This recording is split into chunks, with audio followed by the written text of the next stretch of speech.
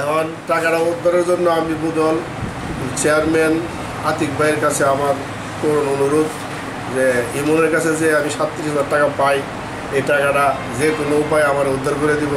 Chairman খুব ভালো মানুষ, আমি জানি যে ভাই আমার টাকাটা দিবে, উদ্ধার করে দিবে ইনশাল্লাহ। আর ভাইয়ের কাছে আমি আশা ভরসা করি যে ওনাদের সারা টাকাটা আমি উদ্ধার করতে পারবো না, কারণ টাকাটা দীর্ঘদিন হয়ে গেছে।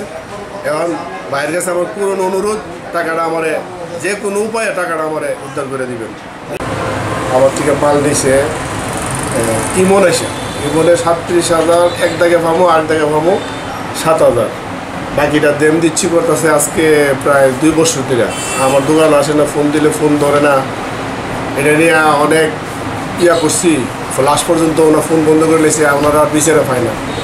পরে লাস্টে আমি সাংবাদিক ভাই ওনারা জানাইলাম, জানানোর পরে ওনারা বললো যে ঠিক আছে তাহলে আমি টাকাটা একটু দেখি। ওনার কেমনে কেমনে ঠিকানা নিল, নিয়ে আসি না, ওনারা বুদল বাজারে পাইল। আমার টাকাটা আজকে প্রায় 3-3.5 বছর পর্যন্ত রোধকে নিই, টাকাটা পাইতেছি না। এরপরে তারা ফাটানোর পরে আমার 7,000 টাকা দিচ্ছে, আর বাকি টাকাটা আমার দেম দিচ্ছি করতেছে। এটা নিয়ে তাদের কাছে হয়েছে, মানে টাকাগুলা দিব এ কথা বলছে। আমি আর গুনে হোসেন হন বদল ইউনিয়নের শফিক ভাই, ওনা অনেক ভালো মানুষ, ওনা অনেক দয়ালু।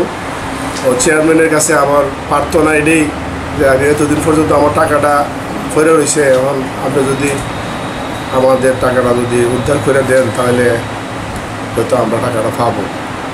এ বলে আমি আমার চেয়ারম্যান ভাইয়ের কাছে আমার পুরনো অনুরোধ, টাকাটা যেন আমি পাই, আপনি টাকাটা উদ্ধার করে দিবেন।